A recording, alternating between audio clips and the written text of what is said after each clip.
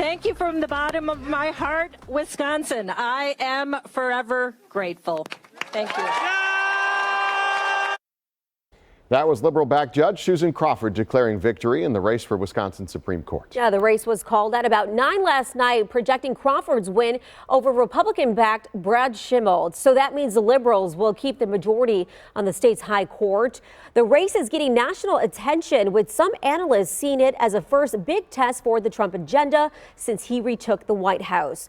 Crawford, a Dane County Circuit judge who was backed by Democrats, has secured a 10-year term on the court. While thanking her supporters last night, Crawford celebrated her win as a victory over big money in politics. But I've got to tell you, as a little girl growing up in Chippewa Falls, I never could have imagined that I'd be taking on the richest man in the world.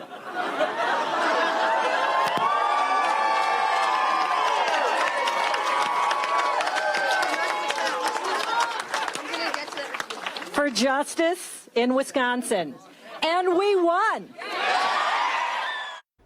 So as for her opponent, Brad Schimel, he addressed his supporters late last night and conceded in the race. Yeah, I've called Judge Crawford and conceded. No. You got to accept the results. So coming up at 6:30, we'll hear how supporters are feeling from both sides of the aisle.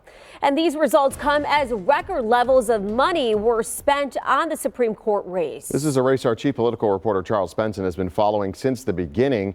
He has a breakdown now on what the results say about voters in Wisconsin and what stood out.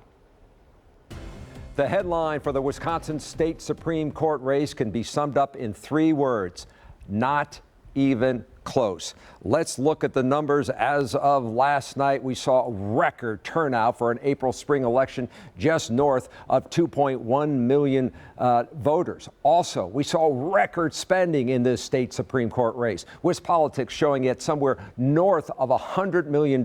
So a bigger voter turnout, more spending in this race. But the results, not all that different compared to 2 years ago. When you look at these margins, they're almost identical to the outcome of the state Supreme Court when the liberal Justice Janet Protasevich beat Dan Kelly. Here you have Susan Crawford beating Brad Schimel by almost 10 points. What is also interesting about that number, just 5 months ago in the presidential election, Donald Trump won Wisconsin by less than 1%. Democrat U.S. Senator Tammy Baldwin won Wisconsin by less than 1%. Yet in this state Supreme Court race, we saw a bigger margin of victory here for the liberal new justice, Susan Crawford.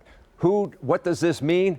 When you look at who invested in this race, no one spent more time and money in this race from the outside than Elon Musk, putting in millions of dollars, even coming to Wisconsin to campaign for Brad Schimel. Will this be seen as a referendum on Elon Musk? Will this be seen as a referendum on President Trump, who also invested his endorsement? One thing is very clear about this election and the last election. Wisconsin has changed the political landscape when it comes to these nonpartisan races for the state Supreme Court.